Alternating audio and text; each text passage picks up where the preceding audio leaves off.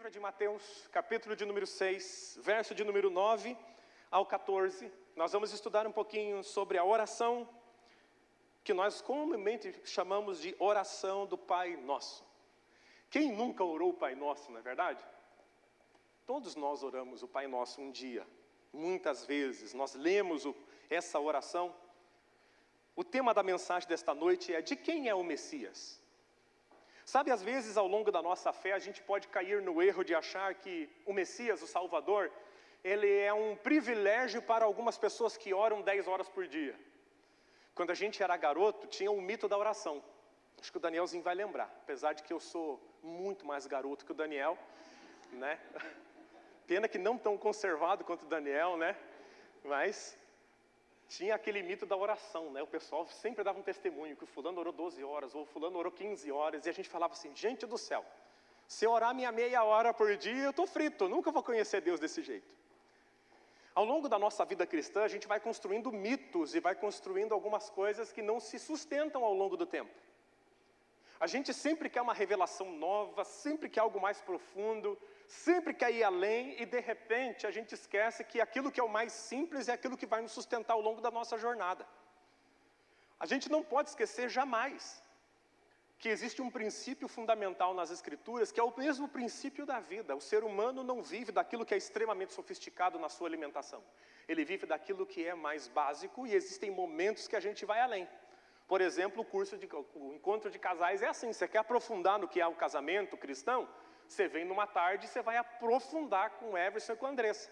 No dia 19, ó, o marketing de novo. Aproveita.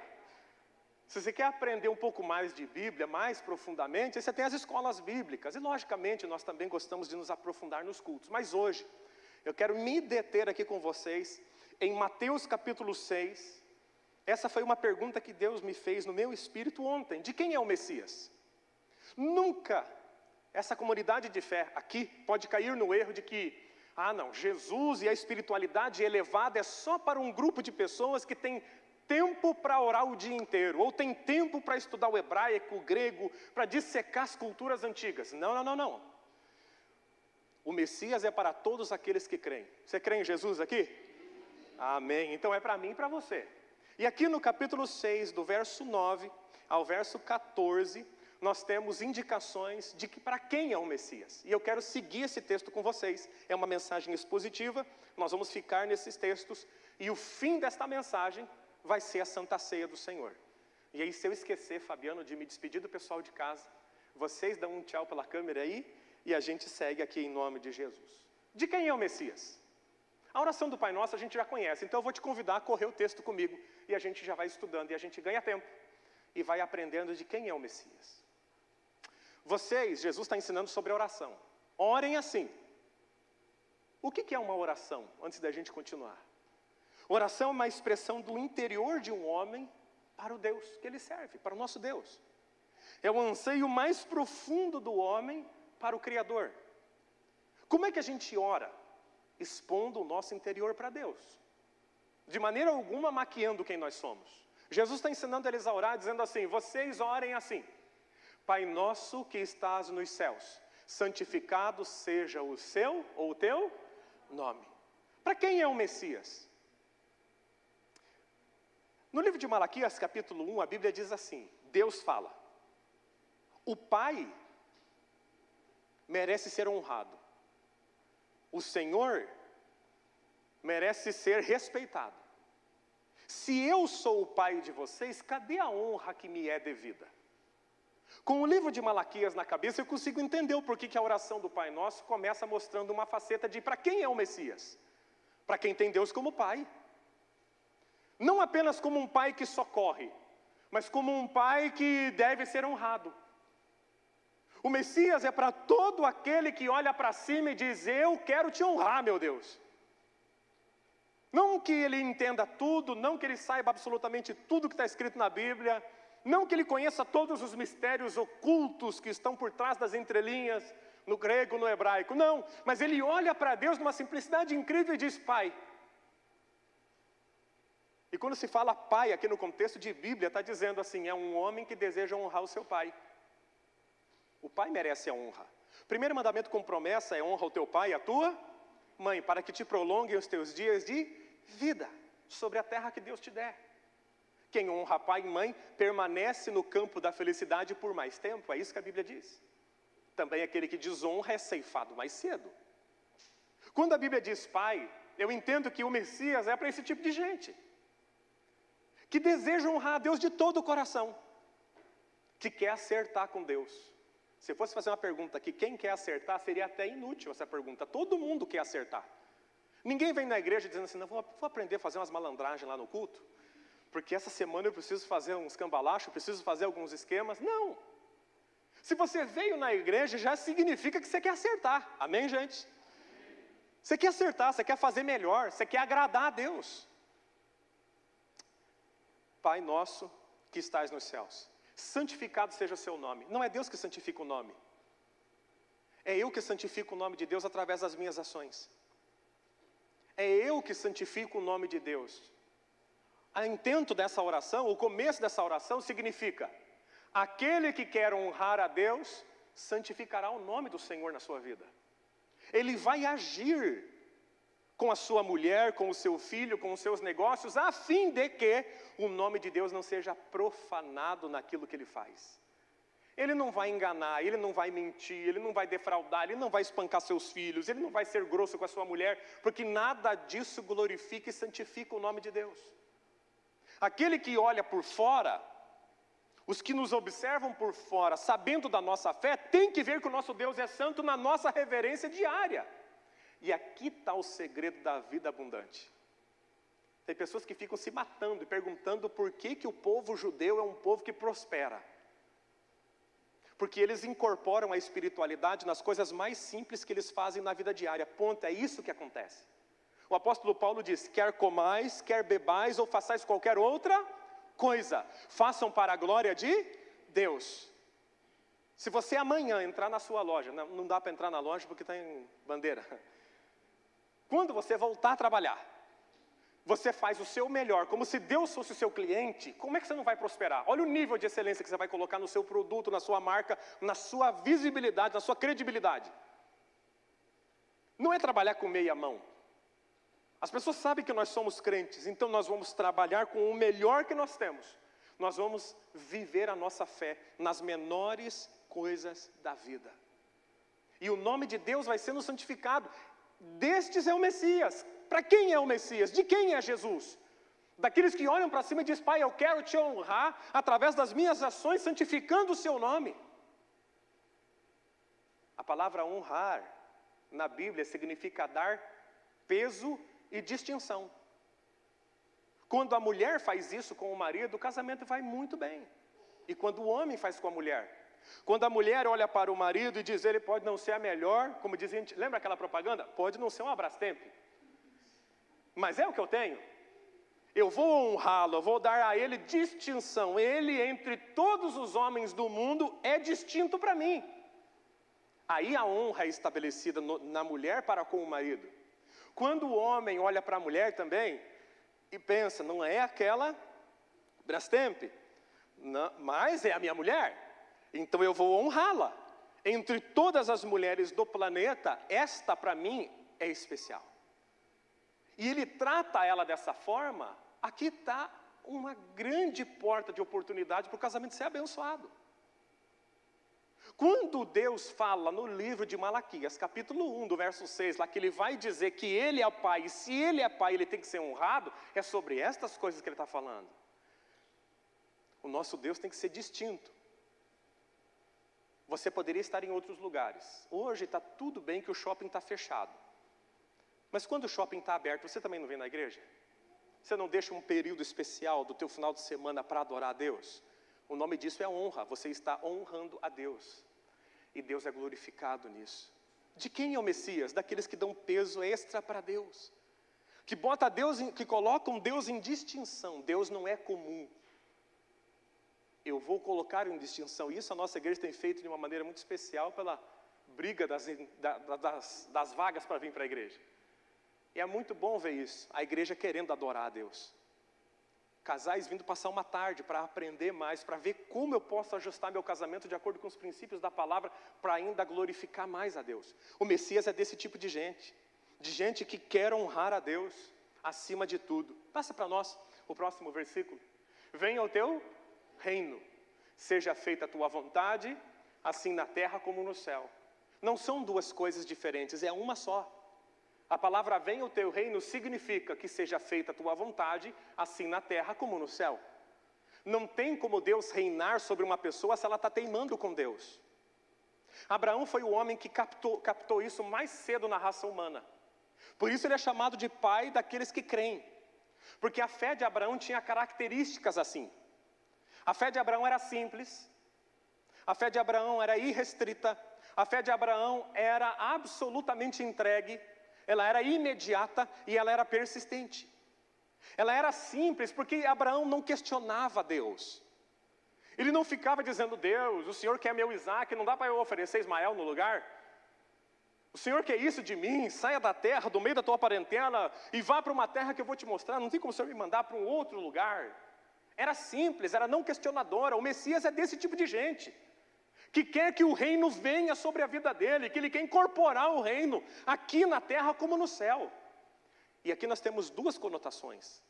A vontade de Deus na minha vida é o reino de Deus sobre mim. Eu não posso ter o reino, eu não posso ordenar o reino sobre o Davi, mas eu posso escolher que o reino venha dominar a minha vida. Jesus falou algo sobre isso. Quando disserem para vocês, eis o reino de Deus ali e acolá, não acreditem, porque o reino de Deus está dentro de vós. É Deus governando o coração do ser humano. Aquele que quer vir após mim, negue a si mesmo, tome a sua cruz e siga. Deixa que o meu governo entre. Destes é o Messias, daqueles que olham para os céus e querem honrar a Deus com as suas atitudes e sabem. Eu quero que essa vontade soberana reine sobre a minha vida. Eu não quero mais viver de acordo com aqueles meus desejos desregrados. Nós vivemos debaixo de desejos que nos levaram a quilômetros de Deus, é ou não é verdade? E só foi resolvido isso no tanque do batismo. Quando a gente definitivamente morreu para o mundo e o mundo morreu para a gente só bateu cabeça.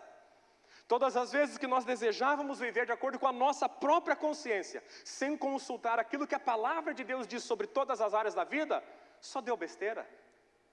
O Messias é desses. E o reino de Deus, ele é o governo de Deus na minha vida como é feito no céu. Gente, eu nunca fui arrebatado ao terceiro céus, eu nunca tive uma visão profunda dos céus.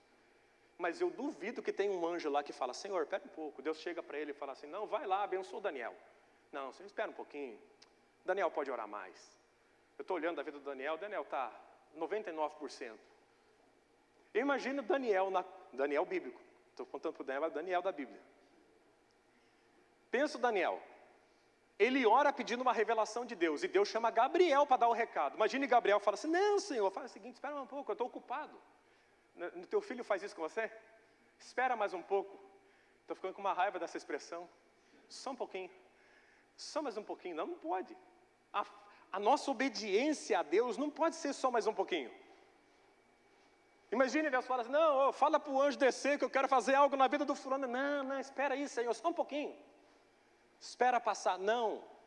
A fé que acontece no céu, o governo de Deus no céu é o mesmo governo que Abraão viveu. Simples, irrestrito, imediato e persistente. Simples porque eu não questiono, imediato porque eu faço na hora, irrestrito porque eu dou o que Deus quiser sem questionar sua vontade e vou fazer isso persistentemente até a volta de Cristo. Quem quer uma fé assim, diga graças a Deus. Só que a gente já tem essa fé. Só que junto com a nossa fé, às vezes a gente tem uma teimosia santa, que não é santa nada. A gente quer que a coisa aconteça, a gente quer que Deus faça, mas não é só Deus fazer, tem que ser do jeito que eu quero. Quem já se pegou dando uma aula para Deus, como é que Deus tem que salvar alguém da nossa família? Quem já se pegou falando, não, Senhor, faça assim, faça assado, e tudo vai dar certo aqui na frente? Eu já me peguei fazendo isso várias vezes. Lógico que a gente se arrepende e volta. O confiar em Deus e ter fé em Deus significa, Pai, eu preciso disso. Eu não sei como o Senhor vai fazer, mas o Senhor é Deus, o Senhor sabe. A tua parte e a minha parte, muitas vezes com Deus, significa apenas em crer que Ele vai se mover em seu favor.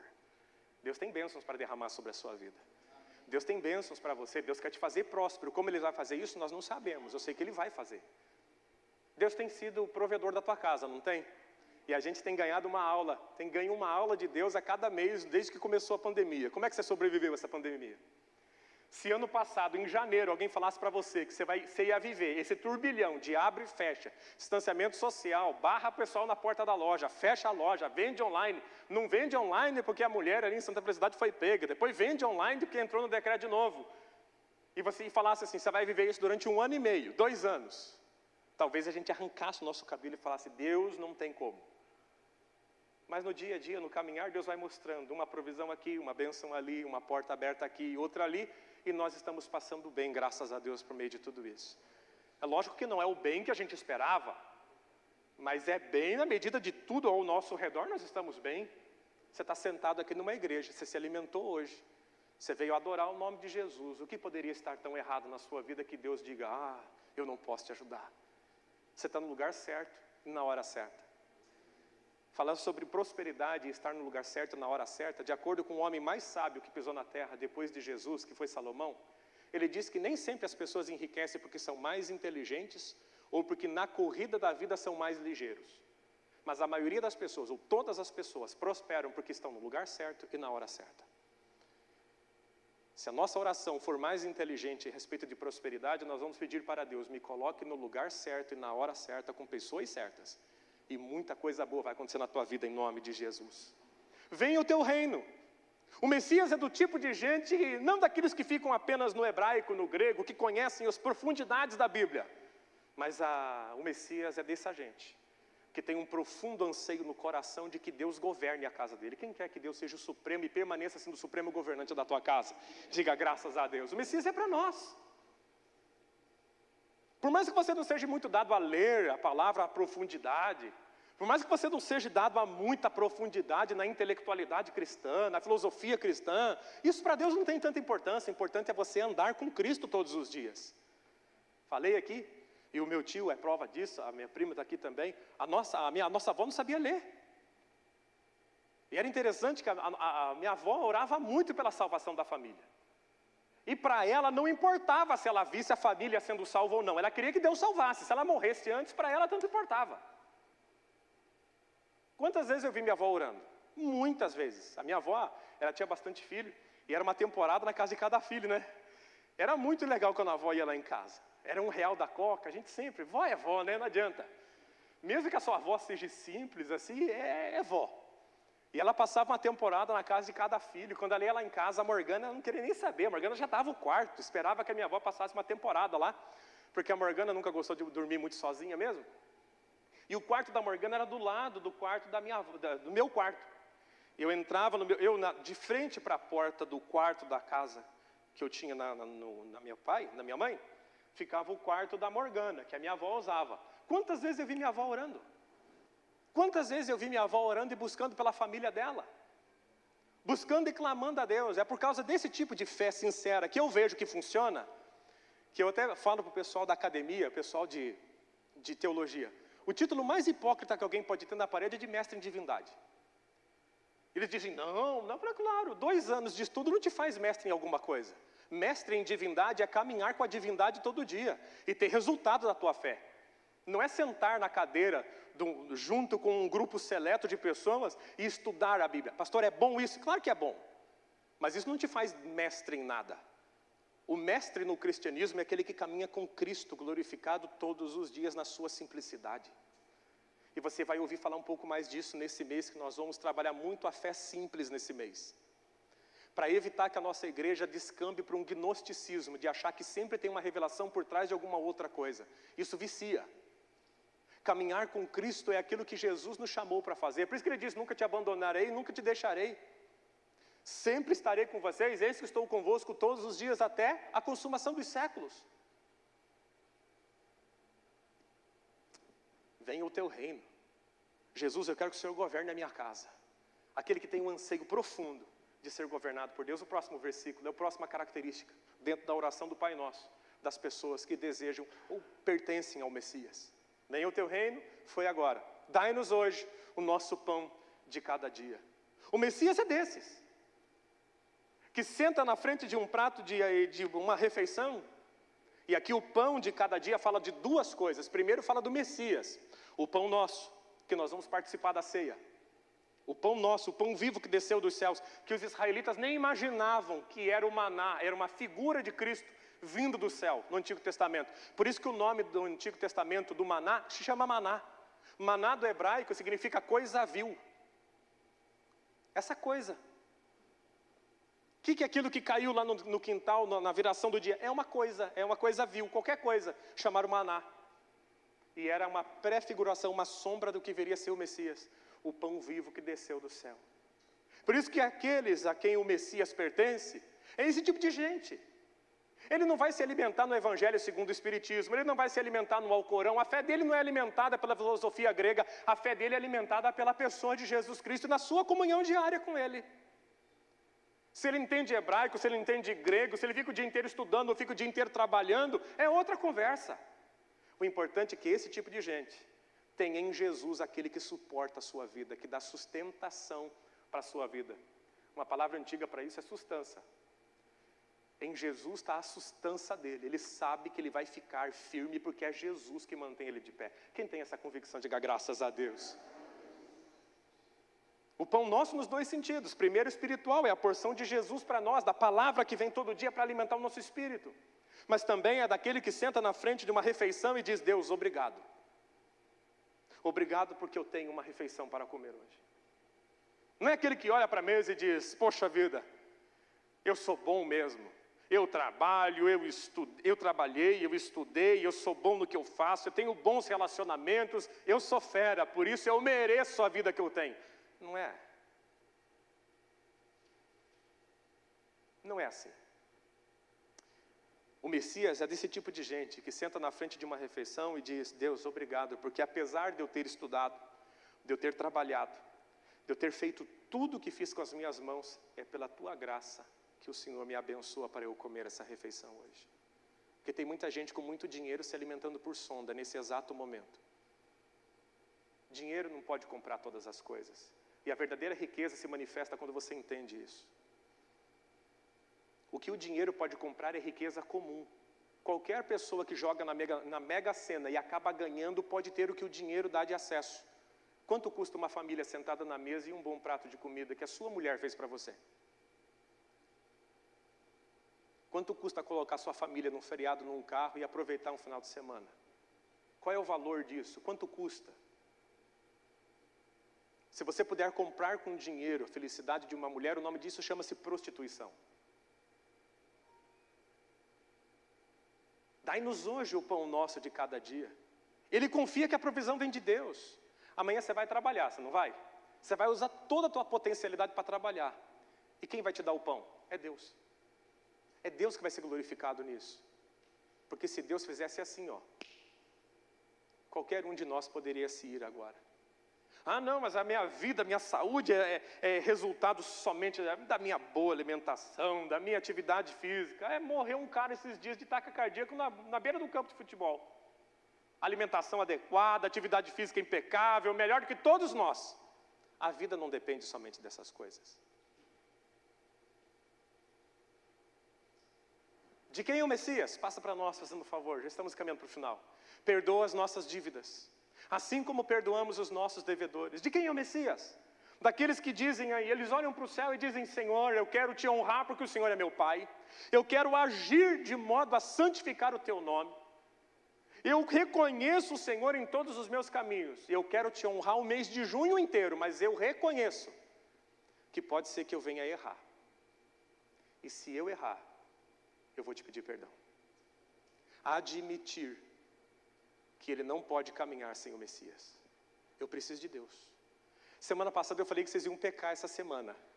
A profecia se cumpriu? Quem ficou livre? Não, pastor, eu garanto. Por isso que a gente ceia. O que muitas pessoas dizem: não, eu não posso ceiar porque eu pequei, é justamente o contrário. É porque eu pequei que eu preciso ceiar. Gente, se nós não tivéssemos pecado, quem precisaria de Cristo? Eu preciso dele porque eu pequei. De quem é o Messias? Daquele que reconhece: eu vou fazer de tudo para te honrar, Pai, mas eu admito que existe a possibilidade de eu não conseguir fazer. E se isso acontecer, o Senhor pode ter certeza que eu não vou aos pés de ninguém, senão aos seus pés pedir perdão pelas minhas dívidas. Porque o maior ofendido pelo pecado não é o próximo, é Deus. Eu posso brigar com o Davi aqui, eu posso ofender o Davi, posso xingar o Davi, e eu estou pecando contra ele. Mas o primeiro ofendido desse pecado é Deus, porque o pecado fere primeiro a Deus, depois o ser humano. Por isso, o perdoo as dívidas vai para Deus primeiro, e depois eu perdoo quem me deve. Porque Deus é o principal ofendido, sempre vai ser assim. O Messias é desse tipo de gente. Eu admito a possibilidade de errar, eu admito que eu não vou conseguir em todo o tempo ter aquilo, te entregar aquilo que o Senhor merece. Mas eu tenho certeza que o Senhor vai me perdoar dos meus pecados. Quem tem essa certeza na sua vida? Deus vai te perdoar se você errar. Isso é uma carta branca. Então agora a gente vai fazer tudo de errado. De jeito nenhum. O filho quer honrar o pai. A maior tristeza na vida do cristão é quando ele faz um pecado. Ele peca e ele vai pedir perdão, não porque ele é sem vergonha e quer fazer de novo. Porque o perdão significa confessar e abandonar. Não existe confissão de pecado, não existe perdão sem confissão e sem abandono da prática. Porque se eu continuo fazendo aquilo que eu digo que não faria, ou se eu confesso a Deus, eu pequei aqui e volto a insistir naquilo, significa que eu não me arrependi.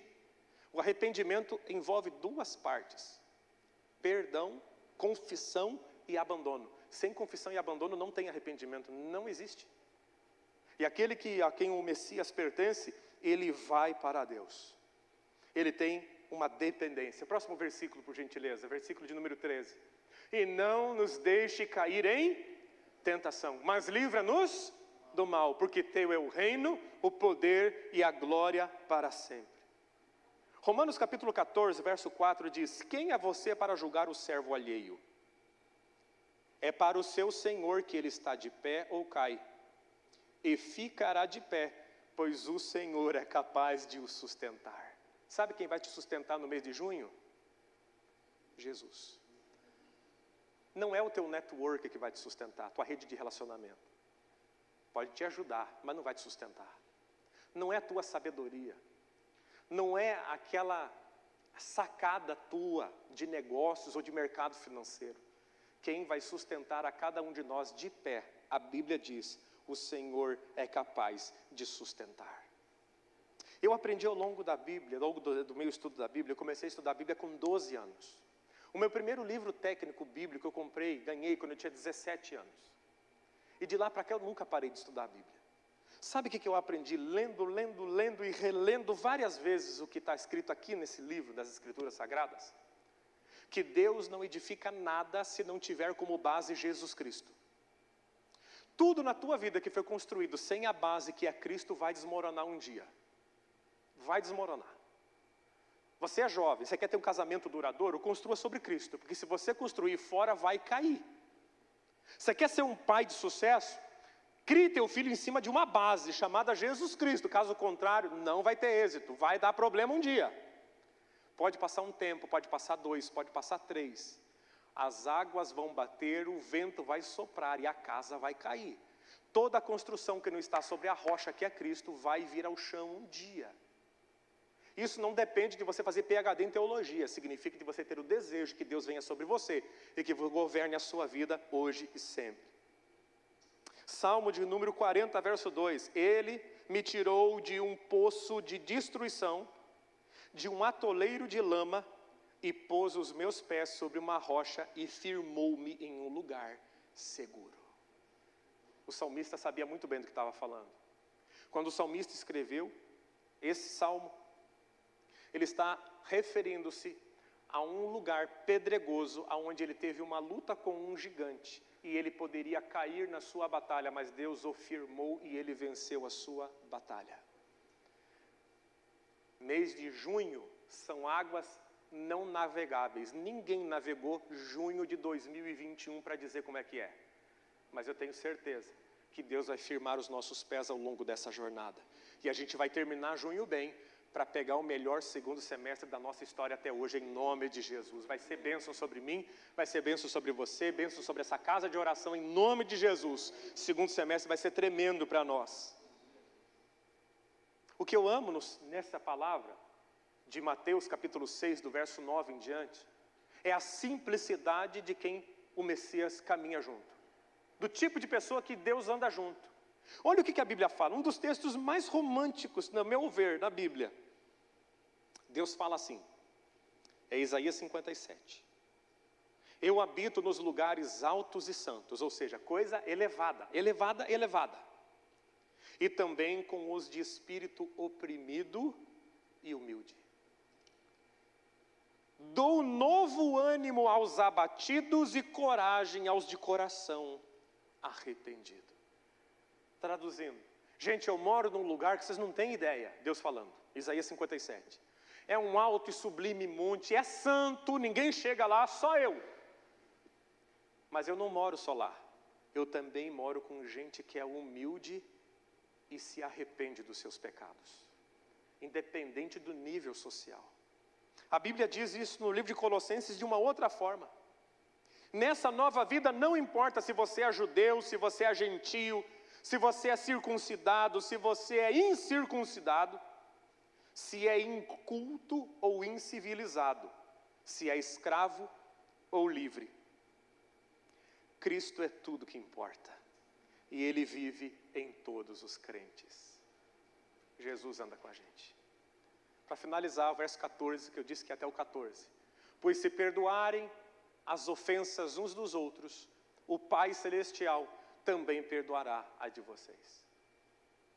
Não adianta você chorar na igreja, cantar todas as músicas de cor, se derramar no chão da igreja, tomar ceia todo o culto, não é todo mês, é todo o culto.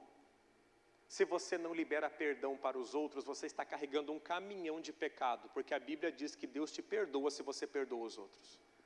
De quem é o Messias? Daquele que libera perdão. Ah, pastor, mas eu tive uma encrenca lá, eu não perdoo, faz 20 anos. Deus sabe o porquê, Deus não sabe o porquê. E Deus espera uma reconciliação. Quando eu falo de perdão, eu tenho que explicar algumas coisas na nossa sociedade. Primeiro, perdão não é amnésia, não é esquecer o que te fizeram. Ah, pastor, eu perdoo, mas não consigo esquecer. Uma coisa é uma coisa, outra coisa é outra. Perdoar é uma coisa, esquecer é outra.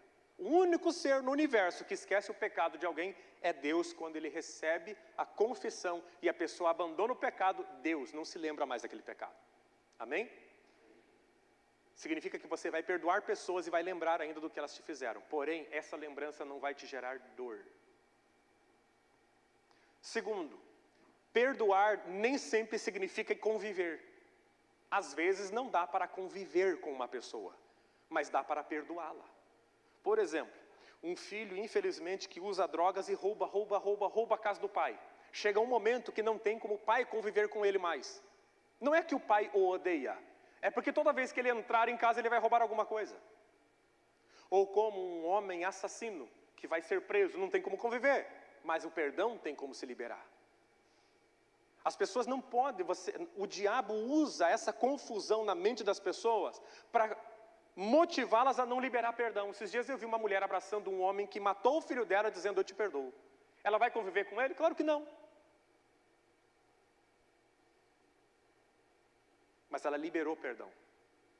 Ela vai lembrar que o filho dela foi assassinado, mas não vai doer mais no sentido de ter ódio de quem fez. Ela vai sentir tristeza por não ter o filho, mas não vai ter ódio de quem fez. Isso é perdão. Se você retém perdão, Deus não te perdoa. Eu posso pregar e ganhar 1 milhão de almas nos próximos 20 anos, mas se hoje eu tiver uma bronca com o Davi e não perdoar o Davi, daqui 20 anos Jesus voltar, a 1 milhão de almas que eu ganhei vai para o céu e eu vou para o inferno, porque eu não tenho perdão dos meus pecados, porque eu não perdoei o Davi. Isso não depende de você ser um erudito na palavra, não significa de ser um homem estudioso na palavra, significa de ter um coração voltado a Jesus. Se Ele disse que é assim, então é assim que tem que ser na minha vida. Venha a nós o vosso reino, e seja feita a vossa vontade.